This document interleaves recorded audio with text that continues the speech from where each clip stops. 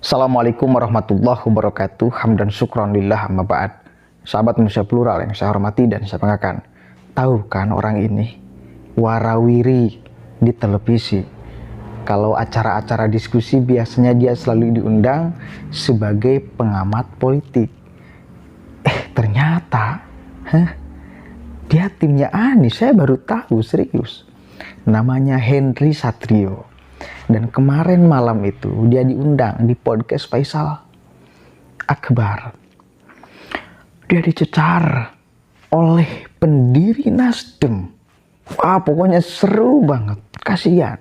Gak bisa dia kemudian berbicara. Hanya bisa tertawa. Mungkin inginnya nangis, cuma gak bisa. Malu. Gak bisa menjawab beberapa pertanyaan yang diajukan oleh senior-senior Nasdem. Menghantam partai Nasdem, menghantam Anies Rashid Baswedan yang katanya membawa ide perubahan, padahal perubahannya nggak ada. Apa ide perubahan apa yang sudah dibicarakan Anies? Nothing, nggak ada. Dan sifat Surya Paloh juga dibicarakan di sini. Ini terkait dengan piagam. 3 partai itu kan membuat kesepakatan piagam kan. Ada beberapa poin. Ini dibahas di sini. Seru, saya rangkum nih ya. Kalau Anda yang belum nonton podcastnya, nih saya rangkum esensi dari podcast itu. Kita cek nih ya. Ya, ucapan Ray tadi itu kan menyatakan bahwa ada ketidakpercayaan di antara mereka bertiga. Ya. Perlu diikat bersama. Bahwa kemudian dengan itu Demokrat tidak akan lari, tidak ada jaminan bahwa piagam itu adalah harga mati, menjadi kitab suci, menjadi perjanjian yang sakral. Perjanjian sakral di dalam sebuah kepentingan partai politik itu sebuah kepentingan bersama. Ketika kepentingan bersamanya tidak ketemu, maka piagam itu menjadi nothing gitu. Jadi menurut saya, janganlah kesepakatan politik itu hanya bicara tentang presiden ya. Hari ini sepertinya sepakat dengan hal yang mudah, yaitu bicara presiden. Ketika bicara wapres, apakah akan sepakat juga? Belum tentu. Jadi menurut saya ini masih sangat cair. Ada kemungkinan analisa Bung Ray tadi akan ada Demokrat akan kesulitan lari. Saya pikir itu sebuah hal yang wajar. Demokrat itu sebuah partai yang pernah menjadi pemenang pemilu, ya, pernah melahirkan presiden 2 kali. Kalau kemudian dikacangin hanya diambil partai nggak mau orangnya, menurut saya itu partai nggak punya dignity. Saya kalau jadi ketua umum Demokrat saya nggak mau itu. Oke. Kalau ngambil partai orangnya nggak mau, saya cari orang lain ngikut aja, serahkan pada Anies. Partai apa itu? Iya. Ya, sampai di situ dulu. Ini ini bisa dianggap ngompor-ngomporin. Oke, Hensat, saya tentu saja Anda layak untuk mengomentari 3 pendapat teman-teman kita di sini. Nggak apa-apa pendapat itu kan, tapi memang kebutuhannya mesti dilihat dari bagaimana rakyat meyakini bahwa sosok Anies Baswedan akan memang maju. Dan saat ini kan sudah firm dia sebagai calon presiden ya, tinggal tunggu pendaftaran dari KPU saja. Tapi untuk 3 partai itu calon presiden mereka adalah Anies Baswedan gitu ya. Dan inti dari piagam itu ya itu bahwa menjawab sudah terkonfirmasinya Anies Baswedan sebagai calon presiden dari Nasdem, Demokrat, dan PKS. Tujuannya memang itu. Kalau saya lihat boleh saja menggunakan istilah perubahan, tetapi kan sebenarnya terlalu jauh. Perbedaannya aja kita belum lihat. Kan kita sebelum bicara perubahan kita tahu dulu bedanya apa sih. Ray bilang tadi sudah keliling setengah Indonesia, belum pernah tidak tergambarkan itu. Saya kira ini Anies ini sebenarnya apa yang dituliskan di situ dengan harapan bahwa dialah yang nanti menentukan siapa calon wakil presiden, saya nggak yakin. Bahkan saya tidak yakin Anies ini betul-betul menjadi calon presiden. Walaupun ada piagam itu, sampai saat ini saya belum yakin. Nah, piagam itu pun tadi mengikat yang namanya Demokrat. Dalam konteks AHY. Mungkin PKS dengan Demokrat ini mengikat yang namanya Nasdem. Karena kan yang nampak warawiri agak lari-lari ini kan Nasdem. Karena Nasdem masih ada dalam koalisi pemerintahan, tidak keluar, masih ada dalam kabinet. Ya kan? Terus kamu mau gabung dengan kita yang oposisi, ini kita harus bikin piagam.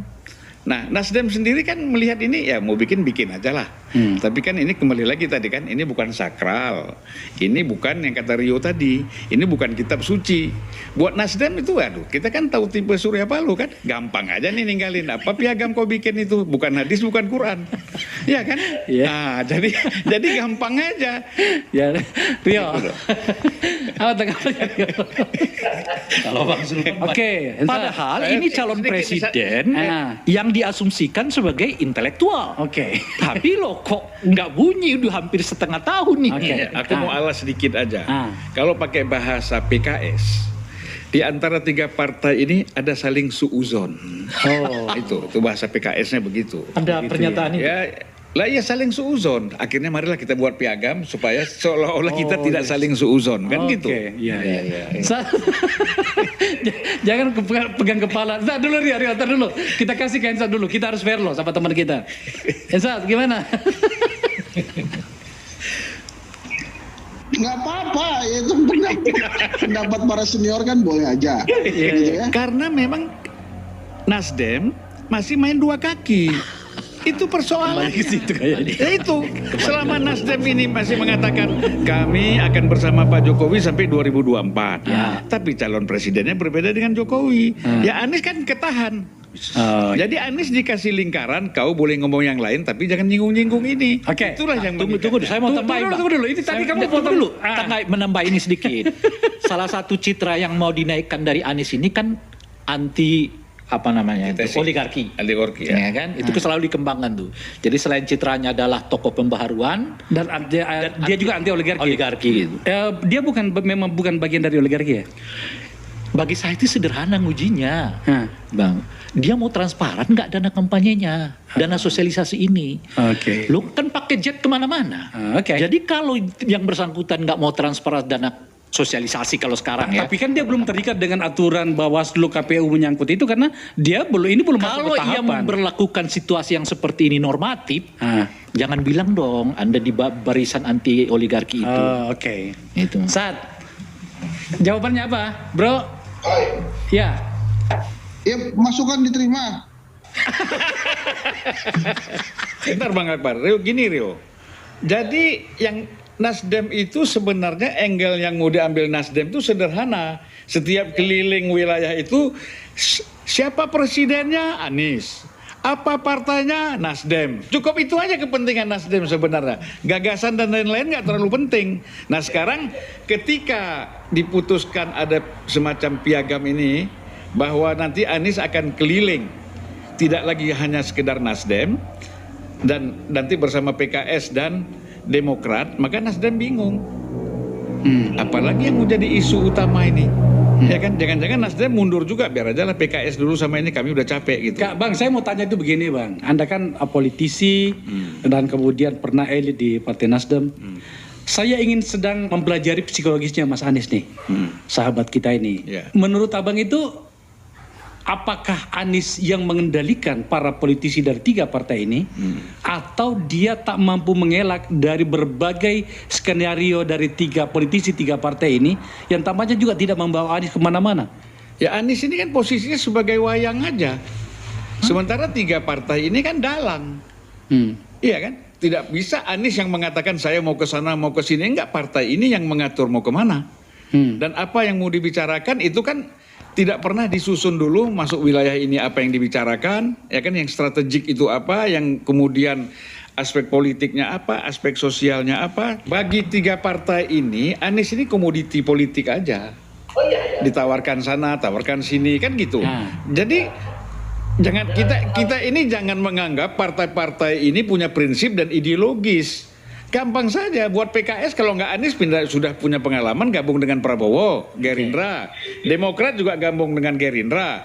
Nasdem bisa juga gabung dengan Golkar atau juga dengan Gerindra. Makanya penjajakan ketemu Prabowo, ketemu Golkar, supaya nanti jangan ujuk-ujuk tiba-tiba Anies nggak jadi dia lompat. Kan nggak bisa. Harus ada bridging dulu ya, ada jembatan ini gitu ada ya. dulu dilakukan pendekatan-pendekatan seperti ini. Jadi kita udah lihat pendekatan-pendekatan ini dilakukan dalam konteks nanti mereka tidak mendadak tiba-tiba mau gabung ke koalisi ini kalau terjadi kecelakaan, kan gitu. Kasihan nggak? Kasihan banget.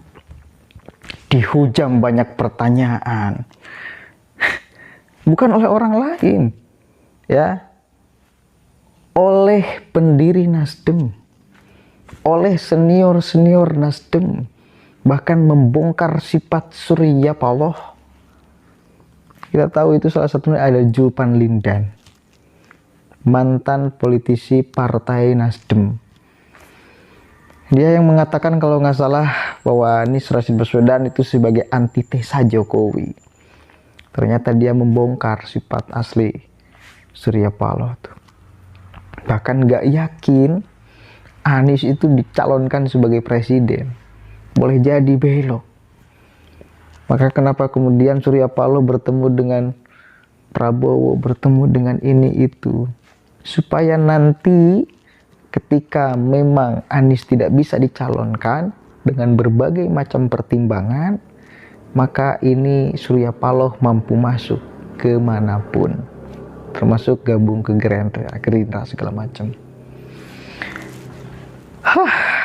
Cukup menjadi hiburan ya. Jadikan ini sebagai hiburan. Politik itu jangan dijadikan serius. Ternyata nggak ada serius. Bukan persoalan ideologis. Ini persoalan kepentingan. Analisis-analisis praktisi ini kan yang bisa cukup kita terima. Ya. Bukan persoalan ideologis. Persoalan kepentingan. Dan ini bisa jadi bubar di tengah jalan. Belum terjadi kan. Sah sebagai calon presidennya kan belum terjadi, belum ditetapkan oleh KPU. Boleh jadi nanti Demokrat belok, Nasdem belok. Dan ternyata kebutuhan Nasdem itu hanya satu.